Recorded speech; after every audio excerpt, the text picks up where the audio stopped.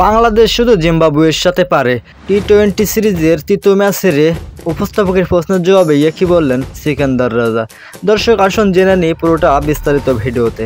জিম্বাবুয়ের সাথে তৃতীয় টি-20 ম্যাচে টসে হেরে প্রথমে ব্যাট করতে নামে বাংলাদেশ। দর্শক বাংলাদেশ প্রথমে ব্যাটিং করতে নেমেও পরপর উইকেট গেলে তৌহিদ হৃদয় এবং জাকির আলী বাংলাদেশকে একটি বড়সড় রানের টার্গেট এনে দেয় এবং বাংলাদেশকে 5 উইকেটে 165 রানের টার্গেট এনে দেয় এবং প্রথমে 166 রানের টার্গেট নিয়ে ব্যাট করতে নামেন জিম্বাবুয়ে এবং 166 রানের টার্গেট নিয়ে ব্যাট করতে নামেন জিম্বাবুয়ে প্রথমেই পরপর উইকেট হারায়, যেখানে বাংলাদেশের বোলাররা দুর্দান্ত বোলিং করেছে এবং সবাই একটি করে উইকেটও পেয়েছেন।